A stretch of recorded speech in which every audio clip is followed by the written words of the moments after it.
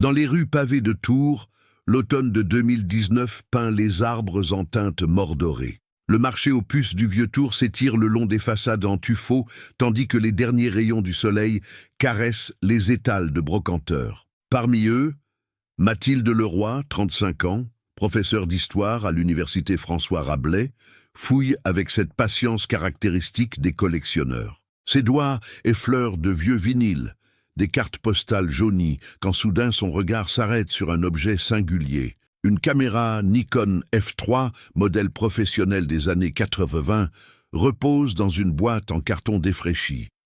L'appareil semble avoir traversé les décennies sans trop de dommages, conservant une élégance intemporelle malgré quelques éraflures sur son boîtier noir. Ce qui intrigue Mathilde, c'est le petit détail presque insignifiant. Un autocollant à moitié effacé sur le côté, où l'on distingue encore les lettres RV et un logo de studio photo.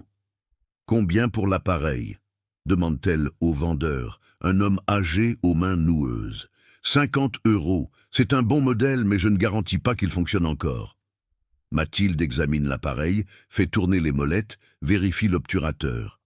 Ses mains s'arrêtent sur un détail inattendu. « Il y a encore une pellicule à l'intérieur, » murmure-t-elle. « Vraiment ?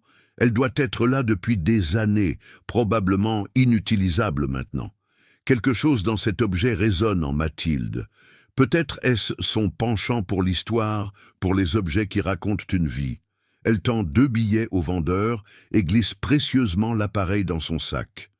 De retour dans son appartement du quartier Prébande, Mathilde pose l'appareil sur sa table de travail. La lumière tamisée de sa lampe de bureau révèle les détails du Nikon.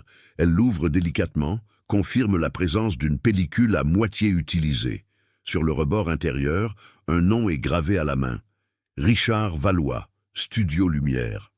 Ce nom évoque un vague souvenir. Mathilde se souvient d'avoir entendu parler d'un photographe disparu quand elle était enfant.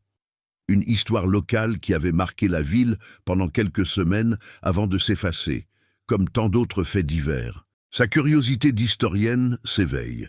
Le lendemain, après ses cours, elle se rend chez Portraits d'antan, un vieux laboratoire photo qui perpétue l'art du développement argentique. Le propriétaire, M. Girard, un septuagénaire à la moustache soignée, l'accueille avec un sourire chaleureux. « Une pellicule des années 90, je peux essayer de la développer, mais je ne vous promets rien. Les émulsions se dégradent avec le temps. Essayez, s'il vous plaît. Je reviendrai demain. » Cette nuit-là, Mathilde passe plusieurs heures sur Internet, cherchant des informations sur Richard Valois. Les archives numériques du journal local révèlent quelques articles datant de 1992. Un photographe de 39 ans, propriétaire du Studio Lumière à Tours, avait mystérieusement disparu après avoir couvert un mariage à Vouvray. Sa voiture avait été retrouvée près des rives de la Loire, mais aucune trace de Richard. L'enquête avait conclu à un probable suicide, bien que son corps n'ait jamais été retrouvé. Le jour suivant, M. Girard l'accueille avec une expression indéchiffrable. « J'ai réussi à développer quelques clichés. Les autres étaient trop abîmés. » Il lui tend une enveloppe contenant une dizaine de photographies en noir et blanc. Mathilde les étale sur le comptoir. Les premières montrent un mariage, une jeune mariée souriante, des invités levant leurs verres, des enfants jouant dans un parc de château. Photos classiques, bien composées, témoignant d'un œil professionnel. Mais la dernière photo fait frissonner Mathilde. Un visage de femme, en gros plan. Belle, 30 ans environ.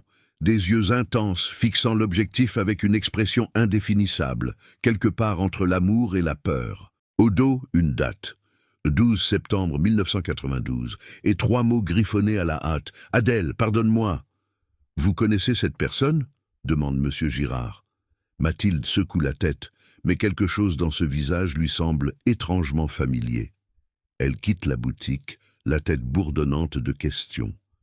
Dans les jours qui suivent, Mathilde plonge dans les archives municipales. Elle découvre que le mariage photographié était celui de Sophie et Laurent Mercier, le 12 septembre 1992, au château de Valmer, le dernier travail connu de Richard Valois. Les archives de police, accessibles après tant d'années, révèlent peu d'éléments. Richard vivait seul, divorcé depuis 3 ans d'une certaine Claire Valois, née Dufresne. Aucune mention d'une femme prénommée Adèle. La bibliothèque municipale garde des exemplaires de la Nouvelle République de cette période. Mathilde parcourt méthodiquement les éditions de septembre et octobre 1992. Un petit article du 15 septembre mentionne la disparition. Un autre, du 22, indique que les recherches se poursuivent. Puis, un dernier, du 10 octobre, annonce l'abandon des recherches actives, les enquêteurs privilégiant la thèse du suicide. Le nom de cette Adèle n'apparaît nulle part. Ce soir-là, en rentrant chez elle, Mathilde examine à nouveau la photo. Le visage de cette femme l'obsède. Elle la scanne et l'agrandit sur son ordinateur. En zoomant sur le fond, elle distingue un détail, un tableau accroché au mur derrière la femme. Une nature morte, avec une signature qu'elle reconnaît immédiatement. C'était une œuvre de sa tante Élisabeth, peintre amateur reconnu localement. Le souffle coupé, Mathilde comprend pourquoi ce visage lui semblait familier. Cette femme ressemble trait pour trait à sa mère, plus jeune. Mais sa mère s'appelle Hélène, pas Adèle, à moins que... Mathilde se précipite vers la boîte où elle conserve de vieux albums de famille. Sur une photo de ses parents datée de 1991, elle retourne le cliché. Au dos, de l'écriture de son père, « Hélène et moi, Noël 1991 ». Mais l'écriture semble avoir été superposée à une inscription plus ancienne, partiellement effacée. Elle téléphone immédiatement à sa mère. « Maman, excuse-moi pour l'heure tardive. J'ai besoin de te demander quelque chose d'étrange. As-tu déjà connu un photographe nommé Richard Valois ?» Un silence lourd s'installe sur la ligne. « Où as-tu entendu ce nom ?» La voix de sa mère tremble légèrement. « J'ai trouvé un vieil appareil photo qui lui appartenait, avec une pellicule non développée dedans. » Un autre silence, plus long. « Je viens te voir demain, » répond finalement sa mère. « N'en parle pas à ton père. » La nuit est interminable pour Mathilde. Des fragments d'histoire familiale se recomposent dans son esprit, révélant des incohérences qu'elle n'avait jamais remarquées. Pourquoi ses parents avaient-ils si peu de photos d'avant sa naissance? Pourquoi sa mère évitait-elle toujours de parler de sa vie à Tours avant leur déménagement à Angers en 1993? Le lendemain matin, sa mère arrive tôt. À 62 ans, Hélène Leroy conserve une beauté sereine, mais aujourd'hui son visage porte les marques d'une nuit sans sommeil. Ses mains tremblent légèrement lorsque Mathilde lui tend la photo. « C'était toi, n'est-ce pas, et tu t'appelais Adèle avant de devenir Hélène ?» Sa mère prend la photo, la contemple longuement. Une larme silencieuse coule sur sa joue. « Il y a des histoires qu'on enterre si profondément qu'on finit par croire qu'elles n'ont jamais existé. » murmure-t-elle. « J'étais Adèle Moreau. J'ai changé d'identité après ce qui s'est passé avec Richard. » Retour en arrière. Tours, été 1990. La ville baigne dans une chaleur moite. Les terrasses des cafés débordent de vie le long de la place Plumereau. Adèle Moreau, 33 ans, travaille comme assistante de conservation au musée des Beaux-Arts. Cet après-midi de juillet, le musée accueille un photographe local pour documenter la nouvelle exposition temporaire. Richard Valois arrive avec son matériel, grand homme mince aux tempes grisonnantes, regard bleu perçant derrière des lunettes à monture fine. Pendant qu'il installe son trépied, Adèle explique les œuvres, leur histoire, leur signification. Richard l'écoute avec une attention rare, posant des questions qui révèlent une sensibilité artistique authentique. « Vous parlez de ces tableaux comme s'ils étaient des personnes », remarque-t-il, en réglant son objectif. N'est-ce pas le cas? Chaque œuvre porte l'empreinte humaine de son créateur. Leurs regards se croisent au-dessus d'une nature morte flamande. Une connexion immédiate, profonde, de celle qui bouleverse une existence. À la fin de la séance, Richard lui tend sa carte. « Si vous acceptiez de prendre un café, j'aimerais vous parler d'un projet sur la relation entre peinture et photographie. » Adèle hésite. Elle est mariée depuis 8 ans à Paul Leroy, professeur d'économie à l'université.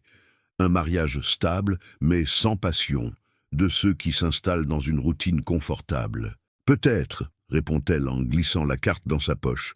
3 jours plus tard, ils prennent ce café, puis un autre la semaine suivante. Bientôt, ils se retrouvent régulièrement à la bibliothèque municipale, penchés sur des livres d'art, partageant une complicité intellectuelle qui se transforme inexorablement en attirance mutuelle. Richard lui parle de sa passion pour la photographie documentaire, de son divorce récent d'avec Claire, une femme qu'il a aimée mais qui ne supportait plus ses absences, ses obsessions artistiques. Adèle évoque ses études d'histoire de l'art à Paris, ses rêves de devenir conservatrice, son mariage avec Paul qui ressemble désormais à une cohabitation amicale. L'automne arrive. Leurs rencontres deviennent plus intimes. Richard l'emmène dans la campagne tourangelle pour photographier les vendanges. Il lui apprend à cadrer, à jouer avec la lumière. Elle pose pour lui dans les vignobles dorés de Vouvray, puis dans son studio improvisé au grenier de sa maison près du Cher. « Tu es mon modèle idéal », lui dit-il. « Ton visage capture la lumière comme personne. » Pour la première fois depuis des années, Adèle se sent vivante, désirée non seulement pour son corps, mais pour son âme. Richard photographie ses expressions, ses humeurs, créant un journal intime visuel de leur relation naissante. L'hiver 1990 les rapproche davantage. Paul part fréquemment en colloque, laissant à Adèle l'espace pour vivre cette passion interdite. Dans l'appartement de Richard, entre les livres d'art et les négatifs suspendus, ils construisent un monde parallèle. Ils font des projets, partir ensemble, documenter les églises romanes du Poitou, peut-être s'installer à Paris, où Richard a des contacts dans le milieu éditorial. Mais au printemps 1991, la réalité s'impose. Paul commence à s'interroger sur les absences d'Adèle, sur ses excuses de plus en plus fragiles. Un soir, il trouve un carnet où elle a noté des rendez-vous avec les initiales RV. La confrontation est douloureuse. Paul ne crie pas, ne menace pas. Son calme est presque pire qu'une colère explosive. « Je peux te pardonner, dit-il. Nous pouvons reconstruire. Mais si tu pars avec lui, n'oublie pas que ma famille a des relations.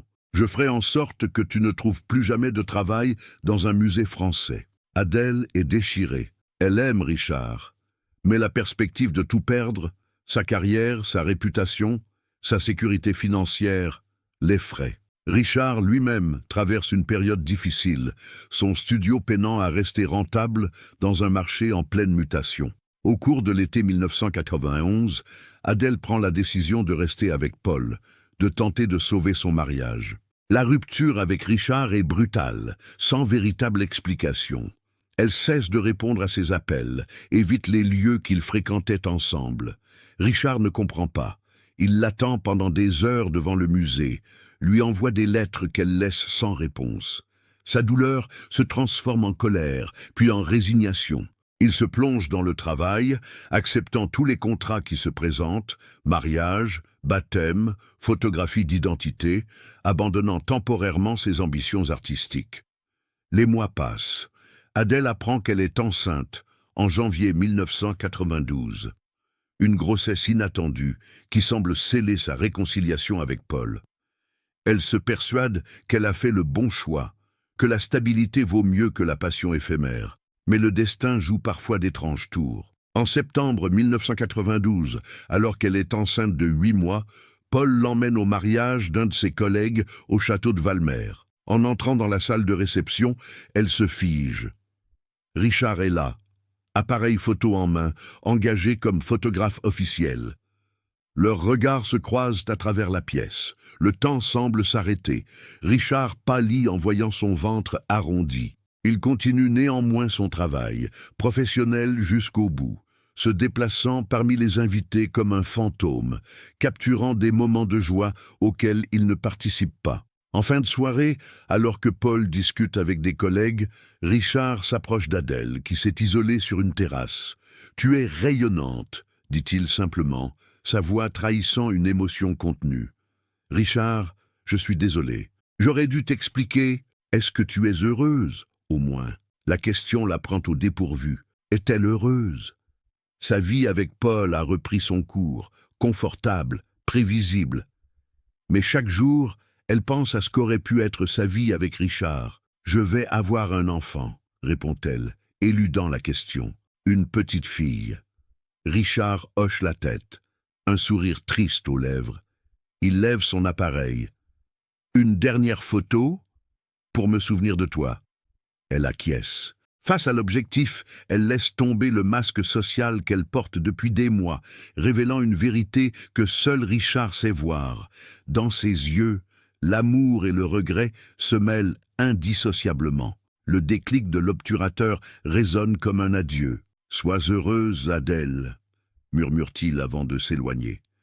C'est la dernière fois qu'elle le voit. Le lendemain, la nouvelle de sa disparition se répand dans Tours. Sa voiture a été retrouvée près du pont Wilson, surplombant la Loire. Pas de lettre d'adieu, juste son portefeuille et ses clés sur le siège passager. Adèle est bouleversée, mais ne peut rien montrer. Comment expliquer à Paul, à la police, le lien qui l'unissait à Richard? Elle se tait, porte son chagrin en silence, se demandant si elle est responsable de ce geste désespéré. 2 semaines plus tard, elle donne naissance à Mathilde. L'enquête sur la disparition de Richard piétine, puis s'éteint doucement. Sans corps, sans preuve concrète, les policiers classent l'affaire comme un probable suicide. Mais Adèle reçoit alors une lettre anonyme. Une simple feuille de papier avec ces mots. « Il sait pour vous deux. Partez tant que vous le pouvez. » L'écriture ne ressemble pas à celle de Richard. Est-ce un avertissement sincère ou une cruelle manipulation? Terrifiée, Adèle confronte Paul. A-t-il fait quelque chose à Richard? Paul nie, semble sincèrement choqué par l'accusation. Mais Adèle ne peut chasser ce doute terrible. Et si le père de sa fille était impliqué dans la disparition de l'homme qu'elle aimait? En proie à une paranoïa grandissante, Adèle convainc Paul de quitter Tours. Il obtient un poste à l'université d'Angers. Il déménage en janvier 1993. Pour marquer cette nouvelle vie, Adèle demande à être appelée par son second prénom, Hélène. Peu à peu, Adèle Moreau s'efface des mémoires, remplacée par Hélène Leroy, mère dévouée et épouse discrète. Les années passent. Mathilde grandit, ignorant tout du drame qui a précédé sa naissance. Paul et Hélène maintiennent les apparences d'un couple uni, liés par leur fille et par un secret qu'ils n'évoquent jamais. Jusqu'à ce jour de 2019, où le passé ressurgit sous la forme d'un vieil appareil photo et d'une pellicule oubliée. Dans l'appartement de Mathilde, Hélène termine son récit. Sa voix s'est brisée plusieurs fois, mais elle a poursuivi, comme si cette confession longtemps retenue devait enfin sortir, intégrale et douloureuse. « Alors tu crois que papa aurait pu… » Mathilde n'ose pas terminer sa phrase. « Je ne sais pas, » répond Hélène. « Pendant des années, j'ai oscillé entre le doute et la culpabilité. Parfois, je me persuadais que Richard s'était réellement suicidé à cause de notre rupture. D'autres fois, je soupçonnais Paul ou quelqu'un d'autre. Cette lettre anonyme, je l'ai conservée pendant des années avant de la brûler lors de notre déménagement à Angers. » Mathilde contemple la photo une dernière fois. Ce visage de femme amoureuse et effrayée, sa mère, avant qu'elle ne devienne sa mère. Et ces mots au dos, « Adèle, pardonne-moi. » « Et si Richard était toujours vivant ?»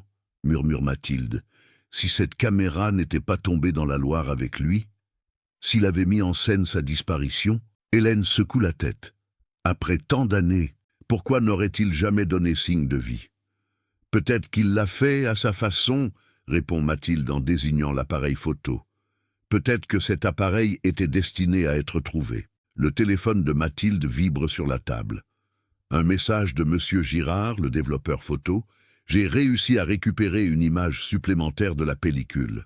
Passez quand vous pourrez. Mathilde et sa mère échangent un regard. Le passé n'en a pas fini de livrer ses secrets. Partie 2. Le silence et la quête. Le lendemain, Mathilde et Hélène se rendent ensemble chez Portrait d'antan.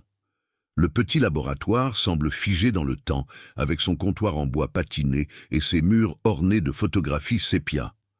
Monsieur Girard les accueille avec un hochement de tête respectueux, comme s'il avait perçu la gravité de leur démarche. « J'ai travaillé toute la nuit sur cette image », explique-t-il en leur tendant une enveloppe. La pellicule était très endommagée, mais j'ai réussi à sauver une dernière photo. Hélène prend l'enveloppe d'une main tremblante. Elle en sort un tirage en noir et blanc. C'est une photo de paysage. La Loire, vue depuis les hauteurs, probablement depuis le coteau de Saint-Cyr-sur-Loire. Au premier plan, posé sur un muret, un petit carnet ouvert. L'image est floue, comme prise à la hâte, mais on distingue nettement une date inscrite sur la page. 15 septembre 1992. 3 jours après le mariage, le lendemain de sa disparition. C'est l'écriture de Richard, murmure Hélène. Je la reconnaîtrai entre mille. Mathilde examine la photo de plus près. Ce n'est pas une photo de suicide, c'est un message. Il savait que quelqu'un développerait un jour cette pellicule. Le vieil homme les observe avec curiosité. Puis-je vous demander de quoi il s'agit? Cette pellicule semble avoir une grande importance pour vous. Hélène hésite, puis décide que la vérité, ou du moins une partie, peut être révélée. Cette pellicule appartenait à Richard Valois, un photographe disparu en 1992. Je le connaissais. Le nom fait réagir M. Girard. Valois, j'ai travaillé avec lui dans les années 80, avant d'ouvrir mon propre laboratoire. Un talent exceptionnel, sensible à la lumière comme peu de photographes. Sa disparition a choqué toute la communauté artistique de Tours. Avez-vous des souvenirs particuliers de lui? Des confidences, peut-être? Demande Mathilde. Le vieil homme se frotte le menton, fouillant dans sa mémoire. Richard était un homme discret, professionnel, mais je me souviens d'une conversation quelques semaines avant sa disparition. Il m'avait parlé d'un projet de livre sur les paysages de la Loire. Il semblait préoccupé, pas déprimé, non, mais inquiet, comme quelqu'un qui porte un secret pesant. Ces paroles résonnent profondément en Hélène. Elle se souvient de Richard, de sa passion pour les paysages fluviaux, de son désir de capturer l'âme de la Loire dans toutes ses humeurs. Sur le chemin du retour, mère et fille marchent en silence le long des quais. La Loire coule, imperturbable, gardienne de secrets enfouis depuis près de 3 décennies. « Tu penses vraiment qu'il pourrait être vivant ?» demande finalement Hélène. « Je ne sais pas, » répond Mathilde. « Mais cette photo du carnet, ce n'est pas l'acte d'un homme qui va se suicider. C'est celui d'un homme qui laisse une trace, un indice, ou qui met en scène sa propre disparition, » murmure Hélène. Cette possibilité n'avait jamais effleuré Hélène durant toutes ces années. L'idée que Richard ait pu orchestrer sa disparition, qu'il ait choisi de s'effacer plutôt que d'affronter une situation devenue intenable, ouvre un nouveau champ de questions. Le retour à l'appartement, Mathilde propose une démarche plus structurée. Son esprit d'historienne reprend le dessus. Nous devrions reconstituer la chronologie exacte des événements, consulter les archives de police si possible, retrouver les témoins de l'époque. Hélène acquiesce, mais avec réticence. Mathilde comprend que cette histoire pourrait détruire notre famille. Ton père, papa est-il au courant de cette liaison? Oui. Nous avons eu une explication douloureuse après la naissance. Il a accepté de ne jamais en parler, de faire comme si cette période n'avait jamais existé. Nous avons reconstruit quelque chose, un équilibre fragile. Mathilde prend les mains de sa mère. Je ne veux pas blesser papa, mais j'ai besoin de connaître la vérité, si Richard Valois est mon père biologique. Je ne sais pas, l'interrompt Hélène. J'étais avec les 2 hommes dans cette période. Je n'ai jamais fait de test, jamais cherché à savoir. Cette révélation frappe Mathilde comme une onde de choc. L'idée que l'homme qu'elle a toujours appelé papa pourrait ne pas être son père biologique bouleverse ses fondements. Mais étrangement, au lieu de la déstabiliser, cette incertitude renforce sa détermination. Raison de plus pour chercher la vérité. Je mérite de savoir qui je suis vraiment. Le premier pas de leur enquête les mène aux archives départementales. En tant qu'universitaire, Mathilde obtient facilement accès aux documents publics concernant la disparition de Richard Valois. Le dossier est mince, quelques rapports de police, des témoignages succincts, des photos de la voiture abandonnée près du pont. Le rapport du commissaire Beaumont, daté du 18 septembre 1992, résume la situation. Disparition présumée volontaire du sieur Richard Valois, 39 ans, photographe. Véhicule retrouvé vide à proximité du pont Wilson. Aucun témoin direct. Les premières investigations suggèrent un suicide par noyade, bien qu'aucun corps n'ait été retrouvé malgré les recherches fluviales. Une note en marge, ajoutée 2 semaines plus tard. Absence de lettre d'adieu au domicile. Selon l'ex-épouse, le sujet n'avait pas manifesté de tendance suicidaire connue, situation financière stable quoique modeste. L'enquête semble avoir été bâclée, commente Mathilde. Pas d'analyse approfondie des relevés téléphoniques, pas d'enquête de voisinage documentée. C'était une autre époque, répond Hélène. Et puis, un homme célibataire, sans enfant, dont la voiture est retrouvée près d'un pont. La conclusion semblait évidente. Un élément attire l'attention de Mathilde, une liste d'objets trouvés dans la voiture. Portefeuille contenant 230 francs et papier d'identité, trousseau de clés, agenda professionnel, appareil photo Nikon F3. « Attends !» s'exclame-t-elle. « Un Nikon F3 a été trouvé dans la voiture, mais alors, d'où vient celui que j'ai acheté au marché ?» Cette incohérence les pousse à approfondir leurs recherches. Elles découvrent que Richard possédait plusieurs appareils, dont 2 Nikon F3, l'un pour les portraits en studio, l'autre pour ses travaux en extérieur. Dans les jours suivants, Mathilde réussit à retrouver l'adresse du Studio Lumière, désormais transformé en boutique de téléphonie mobile. Le propriétaire actuel n'a aucune information utile, ayant acquis le local 15 ans auparavant. L'ancien appartement de Richard, situé rue Colbert, a été entièrement rénové et divisé en plusieurs studios pour étudiants. Les traces physiques s'effacent, mais les souvenirs demeurent. Mathilde place une petite annonce dans La Nouvelle République. Recherche information sur le photographe Richard Valois, disparu en 1992. Contact académique pour recherche historique. Contre toute attente, les réponses affluent.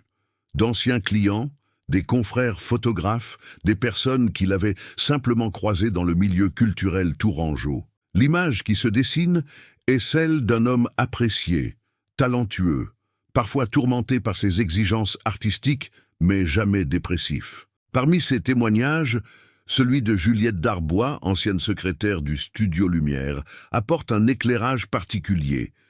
Richard était un patron exigeant mais juste. Les derniers mois avant sa disparition, son comportement avait changé.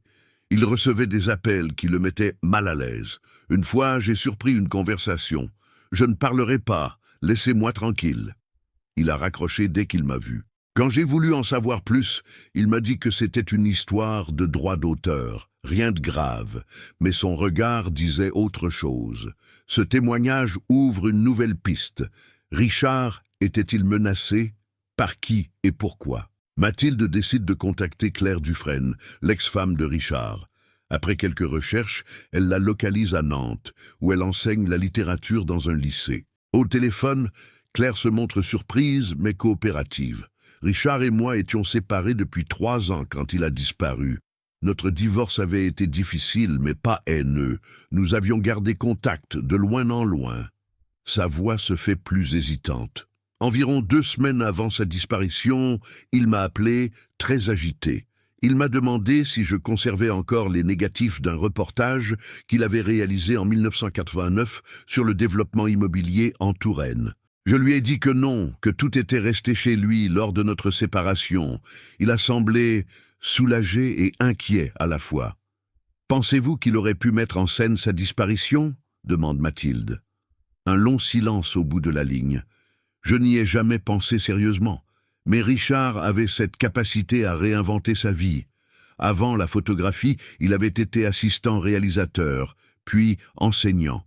Il savait se transformer. Cette conversation renforce les doutes de Mathilde. L'hypothèse du suicide lui semble de moins en moins plausible. Mais que s'est-il réellement passé? Parallèlement à ses recherches, Hélène vit un bouleversement intérieur. Les souvenirs qu'elle avait soigneusement enfouis ressurgissent avec une vivacité douloureuse. Les promenades avec Richard le long de la Loire, leurs discussions passionnées sur l'art, leurs projets d'avenir, et cette dernière image de lui au mariage, capturant son portrait avec une tendresse résignée. Un soir, ne pouvant plus supporter le poids du secret, elle décide de parler à Paul. Après le dîner, alors que Mathilde est retournée à Tours, elle lui montre la photo retrouvée. « Tu te souviens de ce photographe au mariage de Guillaume et Sophie? Paul examine la photo sans expression particulière. Vaguement, pourquoi cette question? C'était Richard Valois, l'homme qui a disparu quelques jours plus tard. Paul repose lentement la photo sur la table. Je sais. Cette réponse laconique déstabilise Hélène. Tu savais? Comment? Tours n'est pas si grande, Hélène. Et j'avais fait mes recherches sur lui, après avoir découvert votre relation. L'atmosphère s'alourdit entre eux. 30 ans de non-dit, de silence, préservant un équilibre fragile, menace de s'effondrer. Hélène, pourquoi remuer tout cela maintenant? Qu'espères-tu trouver? La vérité, Paul. Pour Mathilde, pour moi, pour lui aussi, peut-être. Paul se lève, s'approche de la fenêtre. Dans la pénombre, son profil semble plus dur, plus anguleux. J'ai toujours su qu'un jour, ce passé nous rattraperait, mais j'espérais que nous aurions plus de temps. Que veux-tu dire? Il se retourne, le visage grave. Je n'ai pas fait de mal à Richard Valois, si c'est ce que tu crains depuis toutes ces années. Mais je sais ce qui lui est arrivé. Du moins, je crois le savoir. Cette confession inattendue stupéfie Hélène. Pendant des décennies, elle a vécu avec un doute terrible, se demandant si l'homme qu'elle avait épousé était capable du pire. Paul s'assied en face d'elle, prend ses mains dans les siennes. Le soir du mariage, après t'avoir vu parler avec lui sur la terrasse, j'ai suivi Richard jusqu'au parking. Je voulais lui dire de vous laisser tranquille, toi et notre futur enfant. Mais quelqu'un m'a devancé. Qui? Un homme que je ne connaissais pas, grand, autoritaire. Ils ont eu une discussion houleuse près de sa voiture. J'étais trop loin pour entendre, mais leur geste était éloquent. L'homme semblait menaçant, Richard, défensif. Et tu n'en as jamais parlé, jamais témoigné auprès de la police? Paul secoue la tête. J'ai eu peur, Hélène, peur que notre histoire soit exposée, que ta grossesse devienne un sujet de rumeur, que ma carrière soit compromise. Et puis, sans savoir ce qui s'était réellement passé ensuite, alors quand j'ai reçu cette lettre anonyme me conseillant de fuir, « Ce n'était pas de moi, » l'interrompt Paul. « Je te le jure, mais j'ai saisi cette opportunité pour nous éloigner de Tours, pour recommencer ailleurs. » Hélène reste silencieuse, assimilant ses révélations. Pendant des années, elle a soupçonné Paul du pire, tandis qu'il portait le poids d'un autre secret. Leur mariage entier s'est construit sur ces fondations fragiles, ces non-dits douloureux. Cet homme, pourrais-tu le reconnaître aujourd'hui? Paul hésite. Peut-être. Il avait un visage marquant. Et il portait une chevalière distinctive, avec une pierre rouge. Ce nouveau témoignage change la donne. Hélène appelle immédiatement Mathilde pour lui faire part de ses révélations. Ensemble, elles décident d'intensifier leurs recherches, persuadées désormais que la clé du mystère se trouve dans les travaux photographiques de Richard avant sa disparition. Les jours suivants, Mathilde plonge dans les archives de la Nouvelle République, examinant systématiquement les reportages signés par Richard Valois entre 1989 et 1992. Parmi les mariages, inaugurations et événements culturels, elle découvre une série d'articles sur le développement immobilier en Touraine, illustrés par ses photos. Le dernier de ces reportages, publié en mars 1990, mettait en lumière des questions d'attribution de permis de construire dans la périphérie tourangelle.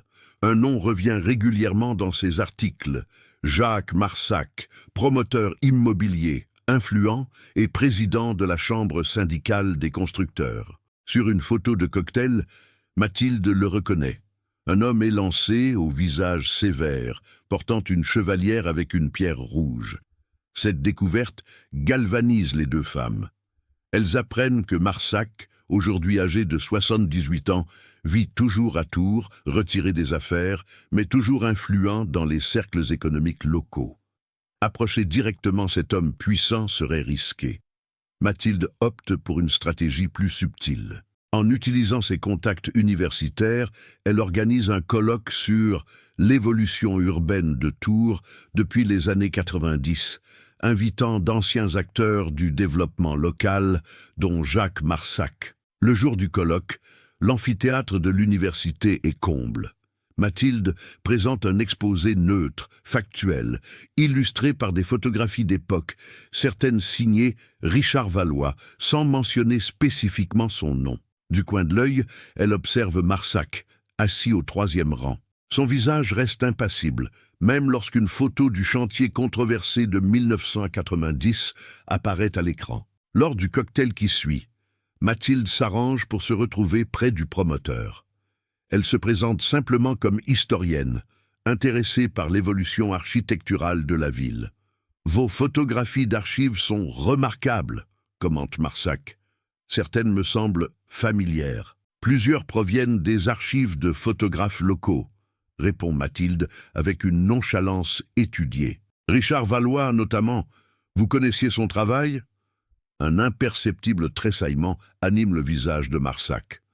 Vaguement, un nom parmi d'autres. C'est étrange, il avait couvert plusieurs de vos projets immobiliers avant sa disparition en 1992. Marsac porte son verre à ses lèvres, dissimulant son expression. Ah oui, je me souviens maintenant. Une histoire tragique. Un suicide, n'est-ce pas ? Officiellement, oui. Mais certains éléments suggèrent d'autres hypothèses. Le regard de Marsac se durcit. Quelles hypothèses ? Des témoignages tardifs, des incohérences dans l'enquête initiale. Je travaille sur un article à ce sujet. Les vieilles histoires devraient parfois rester enterrées, mademoiselle Leroy. Elles n'intéressent plus personne. Sauf ceux qui cherchent la vérité, répond calmement Mathilde. Marsac pose son verre, rajuste sa veste. La chevalière à pierre rouge brille sous les lumières du cocktail. Méfiez-vous des terrains glissants, la recherche historique a ses limites. Sur ces mots à peine voilés de menaces, il s'éloigne, saluant d'autres invités avec une cordialité forcée. Cette conversation confirme les soupçons de Mathilde. Marsac sait quelque chose. Mais comment le prouver après tant d'années ?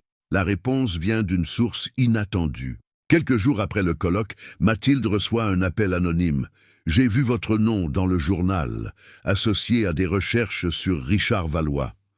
J'ai travaillé pour Monsieur Marsac dans les années 90, comme chauffeur. Je sais des choses qui pourraient vous intéresser. » Prudente, Mathilde organise une rencontre dans un lieu public, un café du Vieux-Tour.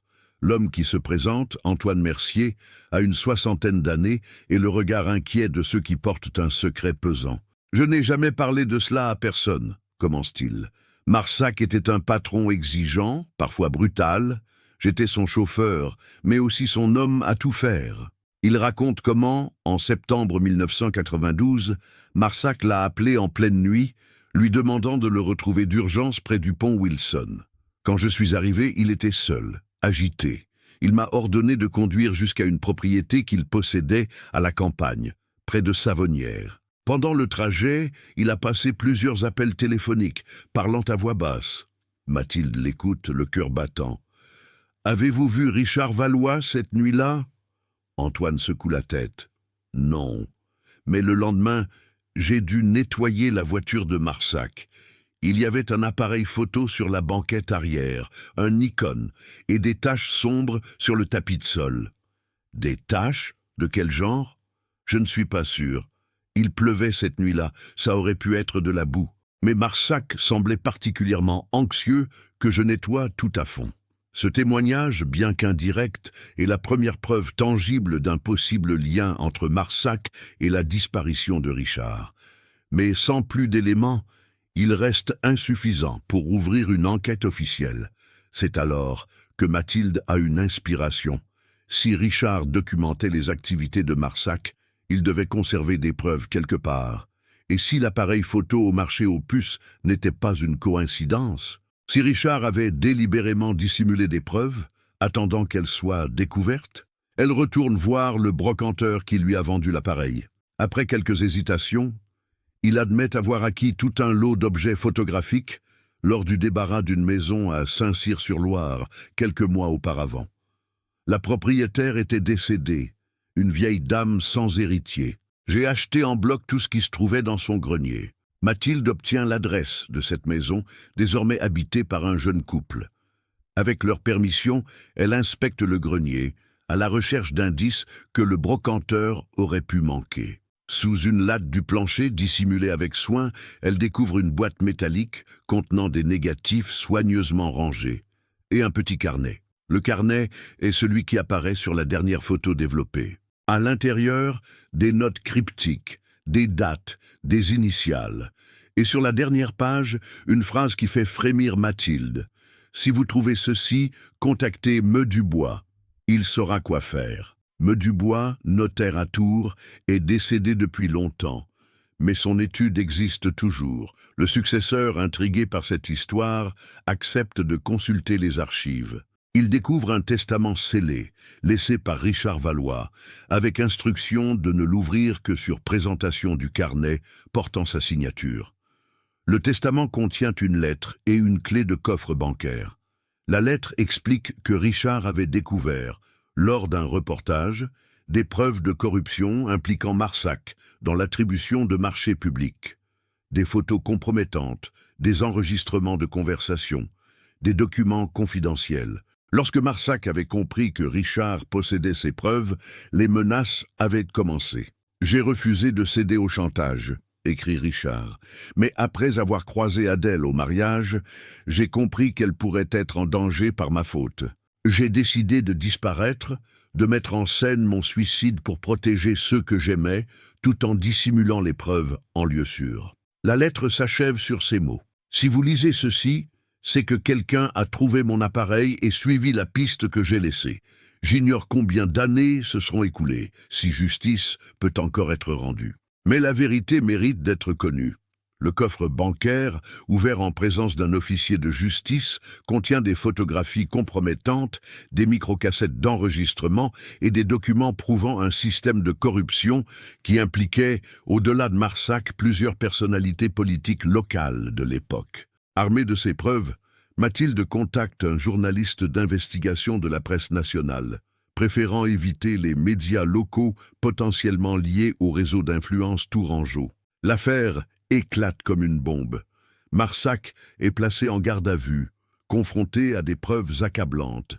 Bien que les délais de prescription soient dépassés pour la plupart des délits de corruption, l'implication dans la disparition de Richard reste juridiquement poursuivable. Sous la pression, Marsac finit par avouer « La nuit du 13 au 14 septembre 1992, il avait confronté Richard près du pont Wilson. La discussion avait dégénéré. Dans un accès de rage, il l'avait frappé violemment. Richard, déséquilibré, était tombé dans la Loire. Marsac avait récupéré un des appareils photos tombés sur la berge, laissant l'autre dans la voiture pour accréditer la thèse du suicide. Ce qu'il ignorait, c'est que Richard, excellent nageur, avait survécu. Blessé mais vivant, il avait rejoint la rive plusieurs centaines de mètres en aval, comprenant que cette mort présumée lui offrait une chance de s'échapper des menaces tout en protégeant Adèle. Les recherches pour retrouver Richard, s'il est encore vivant, sont lancées. Les dernières informations suggèrent qu'il aurait quitté la France pour le Portugal, puis peut-être l'Amérique latine. Pour Hélène, Paul et Mathilde, ces révélations bouleversent tout. La culpabilité qui rongeait Hélène depuis des décennies s'allège.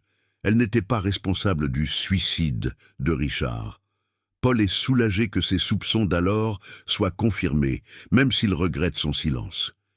Quant à Mathilde, elle découvre une vérité familiale complexe, mais aussi le courage d'un homme qui a préféré disparaître plutôt que de mettre en danger ceux qu'il aimait. Un test ADN confirme ce que beaucoup soupçonnaient déjà.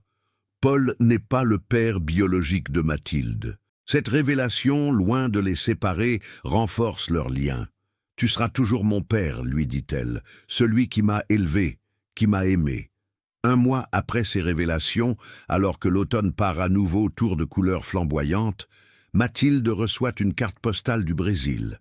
Pas de message, juste une signature, Hervé, et un petit dessin d'appareil photo. La Loire continue de couler sous les ponts de Tours, impassible témoin des drames humains qui se jouent sur ses rives. Mais pour Mathilde et sa famille, le fleuve des secrets a enfin révélé ses profondeurs, apportant avec la vérité une forme apaisée de justice. Sur la terrasse de son appartement, Mathilde contemple la ville qui s'illumine au crépuscule. Entre ses mains, L'appareil Nikon F3, témoin silencieux d'une histoire que le temps n'a pas réussi à effacer. Quelque part, peut-être, Richard Valois regarde le même ciel étoilé, libre enfin du poids de son secret. Partie 3. Les chemins de la vérité. La carte postale du Brésil, ornée de la signature énigmatique RV, marque un tournant dans l'histoire. Pour Mathilde, ce simple rectangle de papier glacé devient le point d'ancrage d'une nouvelle quête. Si Richard Valois est vivant, quelque part au Brésil, elle doit le retrouver. L'hiver 2019 s'installe sur Tours. La Loire charrie des eaux grises sous un ciel bas, tandis que Mathilde prépare méthodiquement son voyage. Sur son bureau s'empilent guides touristiques, dictionnaires de portugais et cartes du Brésil. La carte postale a été envoyée de Paraty, petite ville coloniale entre Rio de Janeiro et São Paulo. « Tu es sûr de vouloir faire ce voyage ?» lui demande Hélène lors d'une conversation téléphonique. « Après tant d'années, Richard a peut-être reconstruit sa vie. Notre éruption pourrait tout bouleverser. »« Maman, il a envoyé cette carte. C'est une invitation, pas une coïncidence. » Hélène soupire, partagée entre inquiétude et espoir. « Si tu le retrouves, dis-lui que je n'ai jamais cessé de penser à lui, même quand je le croyais mort. » Entre-temps, l'affaire Marsac connaît des développements majeurs. Le vieux promoteur, confronté aux preuves accablantes conservées par Richard, a été mis en examen pour tentative d'homicide et corruption active. Ses avocats argumentent sur la prescription, mais le parquet maintient que la dissimulation prolongée des faits suspend les délais habituels. La presse nationale s'empare de cette histoire aux multiples facettes. Un documentariste contacte Mathilde, proposant de l'accompagner au Brésil pour son film « Les fantômes de la Loire ». Elle décline poliment, préférant garder cette quête personnelle à l'abri des caméras. « Richard a fui les projecteurs pendant presque 30 ans, explique-t-elle. Je ne peux pas débarquer avec une équipe de tournage. » En janvier 2020, Mathilde atterrit à Rio de Janeiro. La chaleur moite de l'été brésilien contraste violemment avec l'hiver français qu'elle vient de quitter. Après une nuit dans un hôtel du centre, elle prend un bus pour Paraty. 4 heures de route sinueuse le long de la Costa Verde. Paraty apparaît comme une vision du passé colonial portugais. Rues pavées interdites aux voitures, maisons aux façades colorées, églises baroques blanchies à la chaux.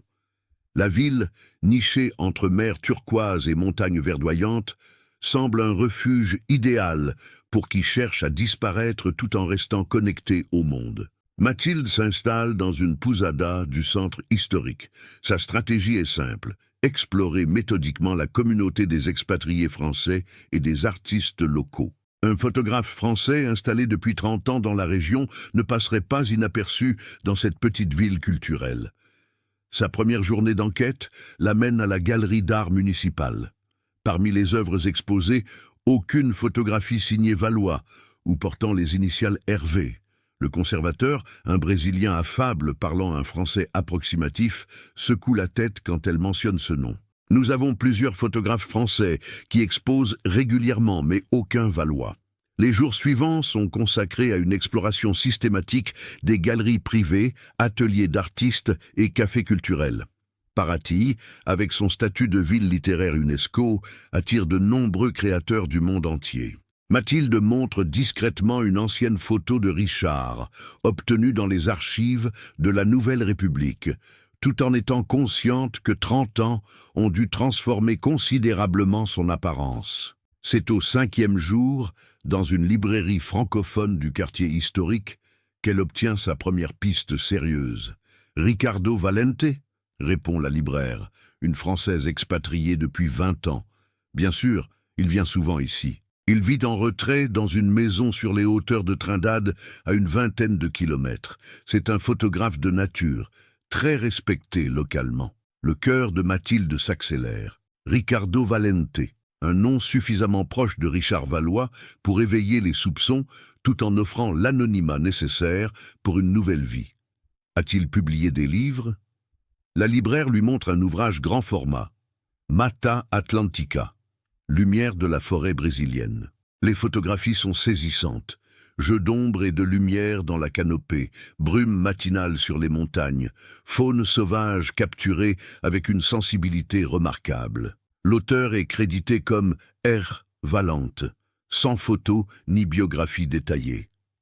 Mathilde feuillette le livre, reconnaissant dans ces images la sensibilité artistique des photographies de Richard Valois conservées aux archives de Tours. Cette même manière de capturer la lumière, de composer l'image avec une géométrie précise.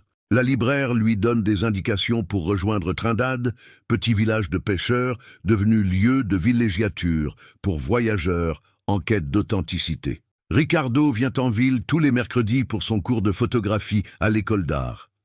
Vous pourriez le rencontrer là-bas plus facilement qu'en débarquant chez lui. Le lendemain, étant mercredi, Mathilde se rend à l'école d'art municipale, un ancien entrepôt reconverti en espace culturel. Dans la cour intérieure, plusieurs étudiants attendent, appareil photo en main. À 10 heures précises, un homme entre par la porte principale. Mathilde le reconnaît immédiatement, malgré les changements opérés par le temps. Richard Valois a maintenant 67 ans. Ses cheveux, autrefois bruns, sont devenus entièrement blancs, coiffés en catogan. Son visage, tanné par le soleil tropical, porte des rides profondes qui soulignent son regard toujours aussi intense. Il se déplace avec l'énergie d'un homme plus jeune, portant un sac d'équipement photographique sur l'épaule. Le voir ainsi, vivant, en mouvement, provoque chez Mathilde un vertige émotionnel. Cet homme est probablement son père biologique. Cet homme qu'elle croyait mort pendant presque toute sa vie se tient à quelques mètres d'elle. Elle reste en retrait, observant le cours de photographie sans se manifester. Richard, désormais Ricardo, parle un portugais fluide teinté d'accent français. Il explique à ses élèves les subtilités de la lumière naturelle, illustrant son propos par des exemples projetés sur un écran. Sa pédagogie est claire, ponctuée d'anecdotes qui font rire son auditoire. À la fin de la séance, tandis que les élèves se dispersent, Mathilde s'approche. Richard range son matériel dos tourné. Elle s'arrête à quelques pas de lui, paralysée par l'émotion. Comment aborder cet homme qui a choisi de disparaître? Quel mot trouver pour ce moment qu'elle a imaginé des centaines de fois depuis sa découverte? « Monsieur Valois ?» dit-elle finalement, la voix légèrement tremblante. Il se fige un instant, puis se retourne lentement. Ses yeux bleus, identiques à ceux de Mathilde, s'écarquillent de surprise. « Personne ne m'a appelé ainsi depuis très longtemps, » répond-il en français. Son regard parcourt le visage de Mathilde, s'arrêtant sur chaque détail, comme s'il photographiait mentalement ce moment. « Vous êtes la fille d'Adèle, n'est-ce pas? Vous lui ressemblez tellement. Je m'appelle Mathilde Leroy. Hélène Leroy est ma mère. » Un silence chargé d'émotions s'installe entre eux. Richard fait un pas hésitant vers elle, puis s'arrête, incertain. « Comment m'avez-vous retrouvé ?» Mathilde sort de son sac l'appareil Nikon F3. Tout a commencé avec ceci. Un appareil trouvé dans un marché aux puces, une pellicule non développée. Richard contemple l'appareil avec étonnement. « Mon vieux Nikon. Je l'avais caché chez Elisabeth, la tante d'Adèle, avant de disparaître. Une police d'assurance, en quelque sorte. Je ne pensais pas qu'il referait surface après toutes ces années. Alors vous avez délibérément mis en scène votre disparition. » Il acquiesce lentement. « Venez, ce n'est pas une conversation à avoir ici. » Il marche jusqu'à un café tranquille donnant sur la baie. Richard commande 2 cafés, puis commence son récit. « Cette nuit de septembre 1992, Marsac m'a effectivement agressé près du pont. Il savait que je possédais des preuves compromettantes sur ses activités illégales. Ces documents impliquaient des personnalités importantes de la région. J'étais devenu très gênant. Il explique comment, après être tombé dans la Loire, il a réussi à s'accrocher à une branche basse et à se hisser sur la berge plusieurs centaines de mètres en aval. Blessé à la tête mais conscient, il a compris que cette situation lui offrait une opportunité inattendue. Depuis le mariage, depuis que j'avais revu Adèle enceinte, j'étais tourmenté. Je l'aimais encore, mais elle avait fait son choix. Et je craignais que Marsac, en me voyant discuter avec elle à la réception, puisse faire le lien et la mettre en danger également. Il a donc décidé de rester mort. Après avoir récupéré des documents et un peu d'argent caché dans divers endroits de la ville, il a quitté Tours, puis la France, utilisant de faux papiers obtenus quelques mois plus tôt, par précaution. Le Portugal d'abord, puis le Brésil. Un pays immense où je pouvais recommencer, utiliser mes compétences sans trop de questions sur mon passé. Et vous n'avez jamais pensé à revenir? À faire savoir que vous étiez vivant? Richard secoue la tête. Les premières années, c'était trop dangereux. Marsac avait des connexions importantes. Et puis, le temps passant, j'ai construit une nouvelle vie ici. Ricardo Valente est devenu plus réel que Richard Valois. Je me suis marié à une Brésilienne, maintenant décédée. J'ai un fils de 25 ans qui enseigne à São Paulo. Il marque une pause, observant Mathilde avec une intensité troublante. Mais je n'ai jamais cessé de penser à ce que j'avais laissé derrière moi, à Adèle et à vous. Vous saviez pour moi? Demande Mathilde, stupéfaite. Je soupçonnais qu'Adèle était enceinte de moi, pas de son mari. La chronologie correspondait. Et puis, regardez-vous. Il sourit doucement. Vous avez mes yeux, mon front. Même cette façon de pencher légèrement la tête quand vous réfléchissez. Mathilde sent des larmes monter.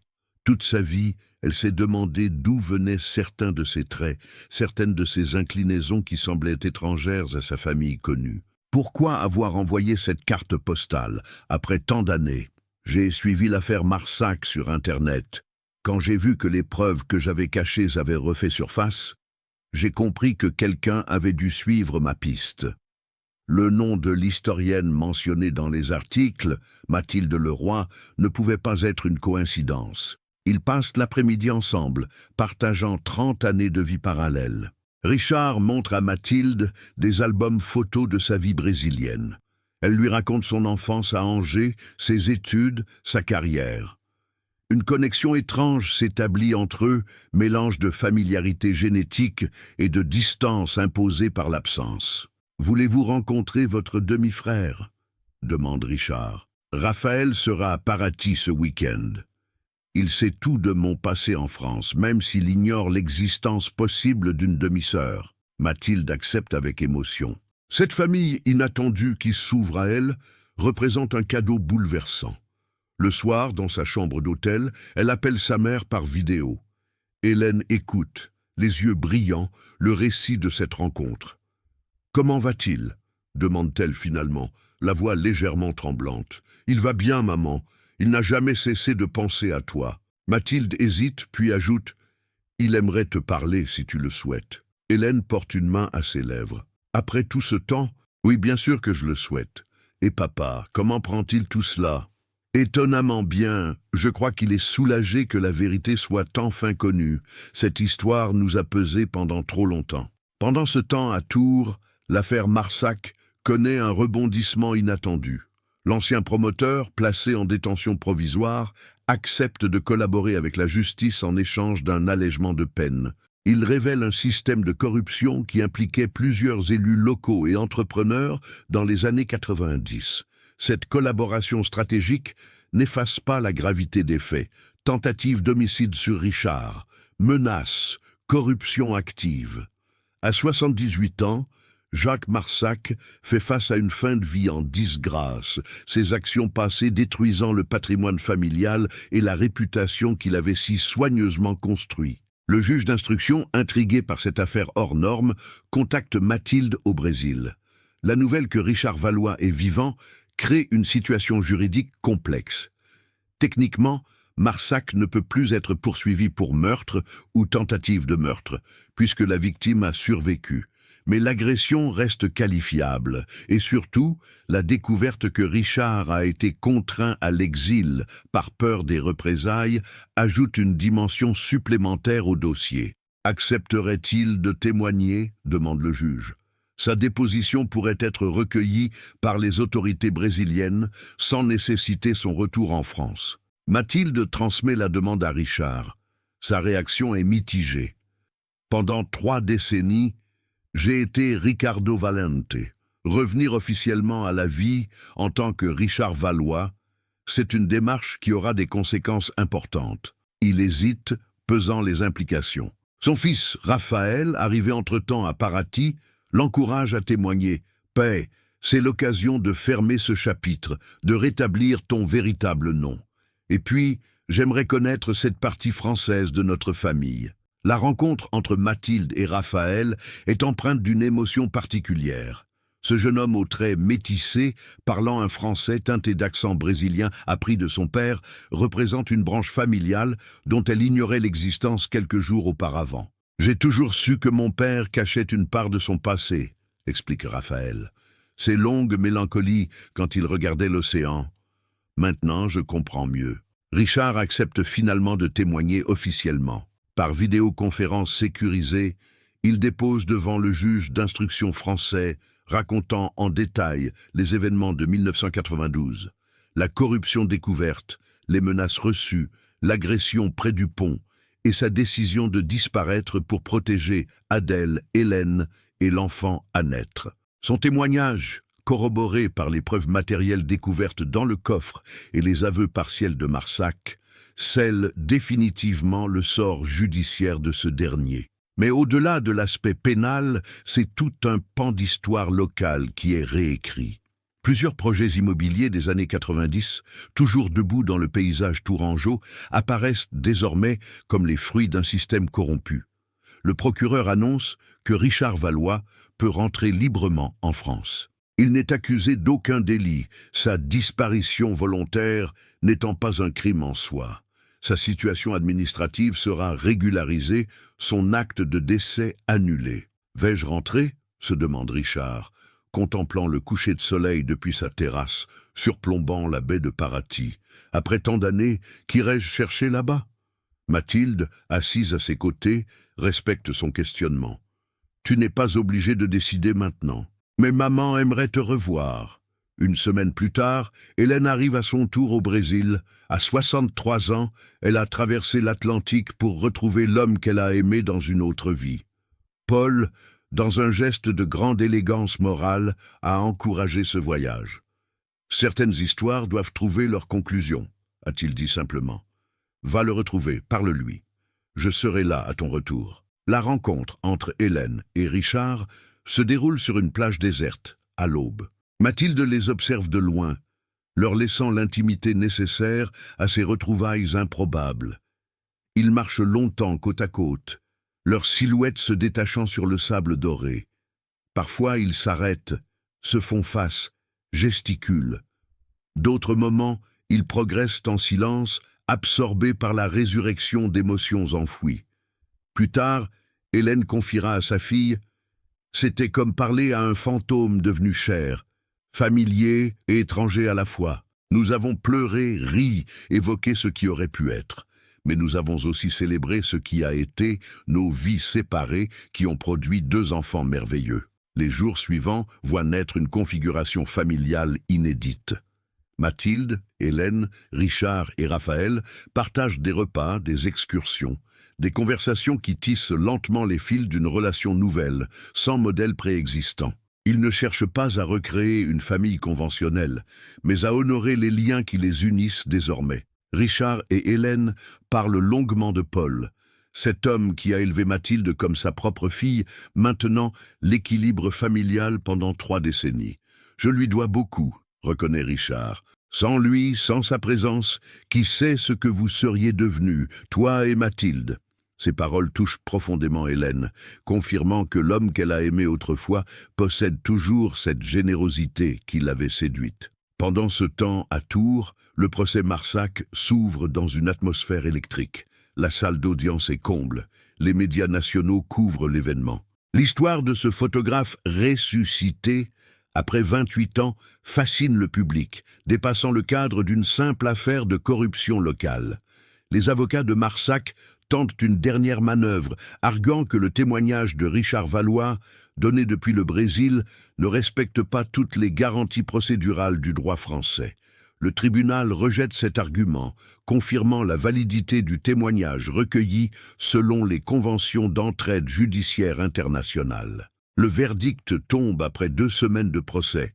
Jacques Marsac est condamné à 5 ans de prison, dont 3 fermes, pour tentative d'homicide volontaire, corruption active et entrave à la justice. À son âge, cette peine signifie probablement qu'il finira ses jours en détention. En sortant du tribunal, son avocat lit une déclaration préparée par Marsac. « Je reconnais mes erreurs et j'accepte ma peine. Je présente mes excuses à Richard Valois et à sa famille pour les souffrances causées par mes actes. » Ces excuses tardives, probablement calculées pour influencer le juge d'application des peines, ne trompent personne. Mais elles marquent néanmoins la fin officielle d'une affaire qui a traversé 3 décennies. Au Brésil, Richard reçoit la nouvelle avec un sentiment mitigé. La justice est rendue, mais rien ne peut effacer ces années perdues, confie-t-il à Mathilde.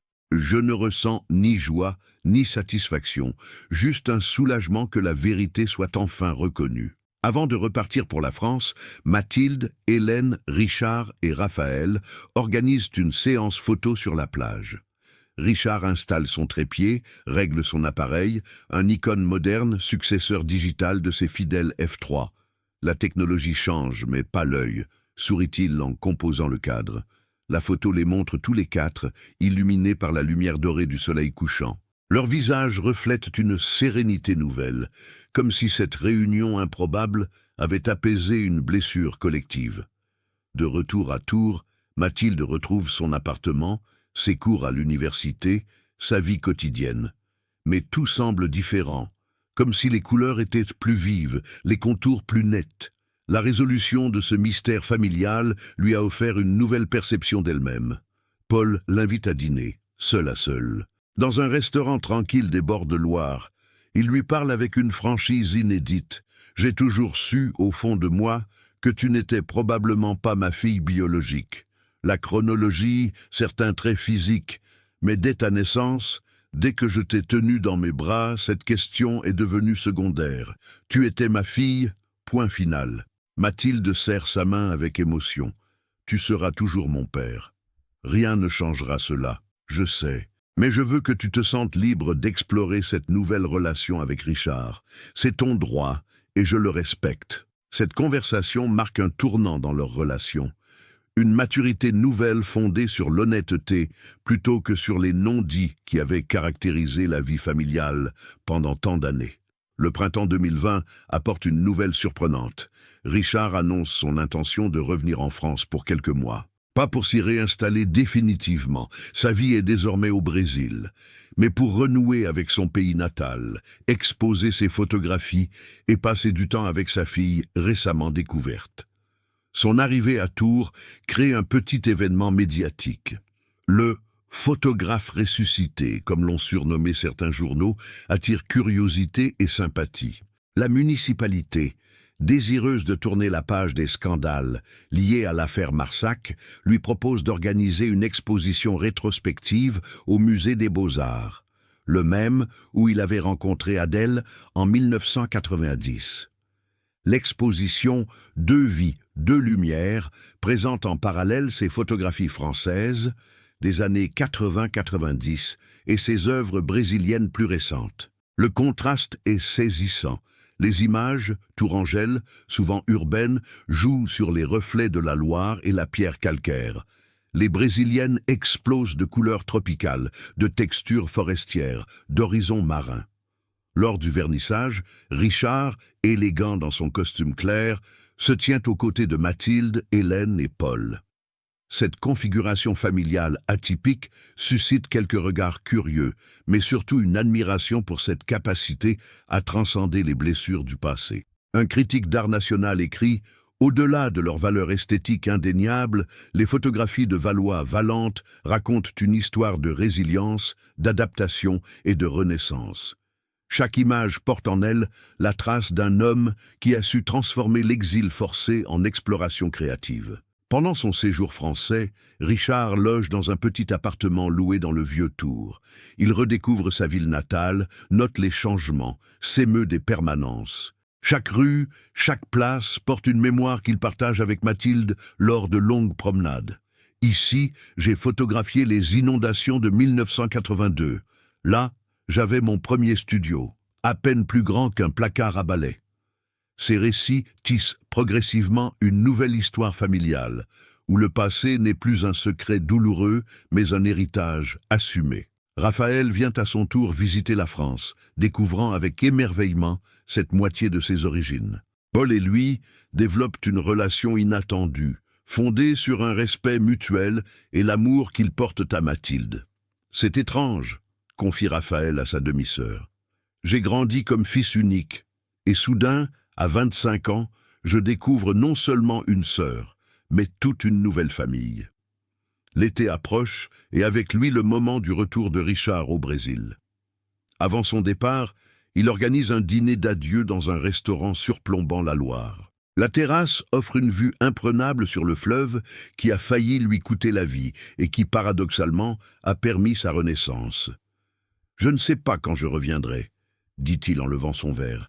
« Mais désormais, nos vies sont liées, au-delà des océans, au-delà du temps qui nous a séparés, à notre famille, aussi improbable soit-elle. » Hélène, assise face à lui, sourit avec une douceur teintée de mélancolie.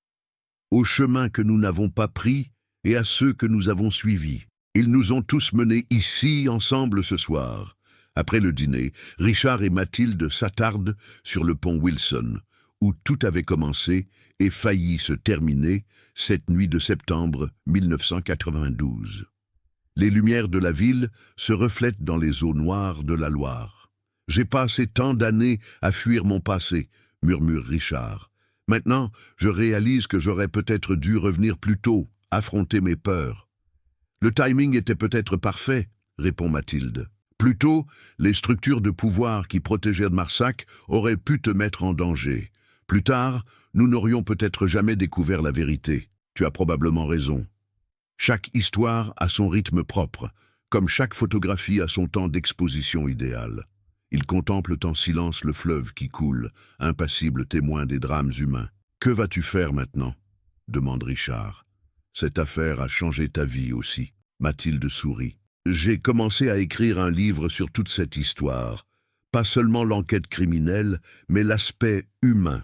Comment les secrets façonnent les familles, comment la vérité peut libérer même après des décennies. J'aimerais le lire un jour. Tu seras le premier à recevoir le manuscrit. » Le lendemain, à l'aéroport Charles de Gaulle, les adieux sont émouvants mais sereins.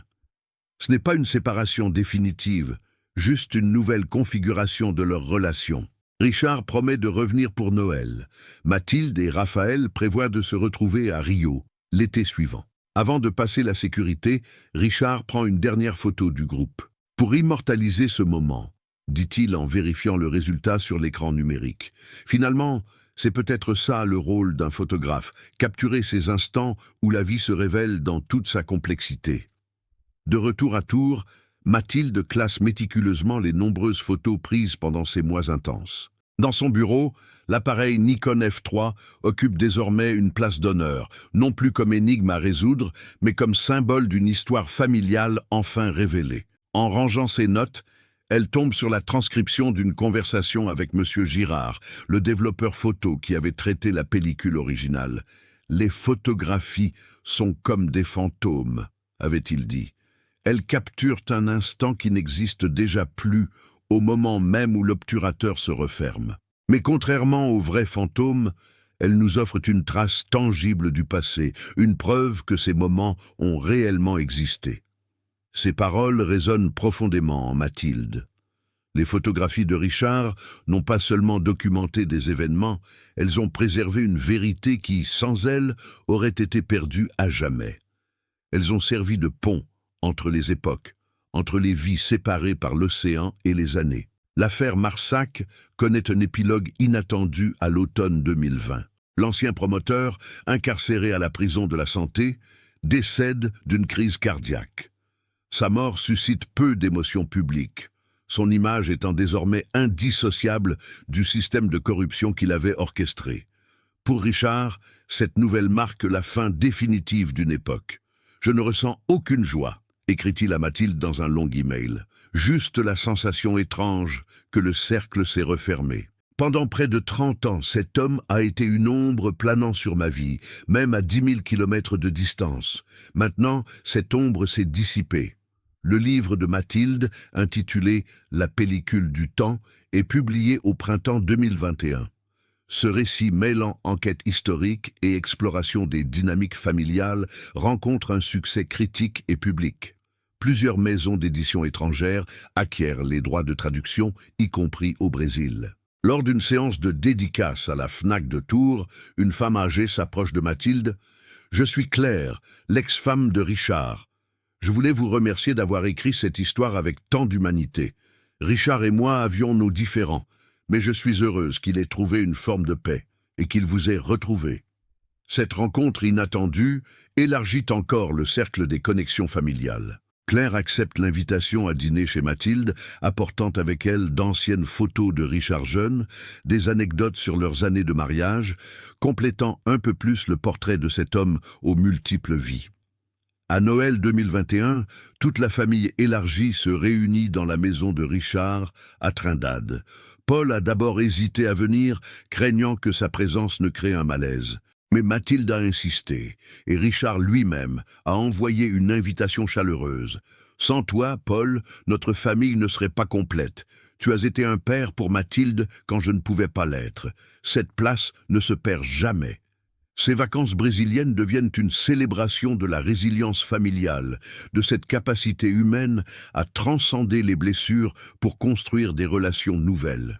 Imparfaites peut-être, mais authentiques. Sur la plage de Trindade, au crépuscule du jour de l'an 2022, Richard photographie une dernière fois le groupe réuni.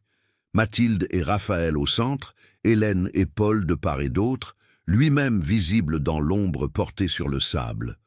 L'image symbolise parfaitement cette famille reconstruite où chacun a trouvé sa place. Plus tard ce soir-là, contemplant les étoiles de l'hémisphère sud, Mathilde réfléchit au chemin parcouru depuis ce jour d'automne 2019, où elle a découvert un vieil appareil photo dans un marché aux puces.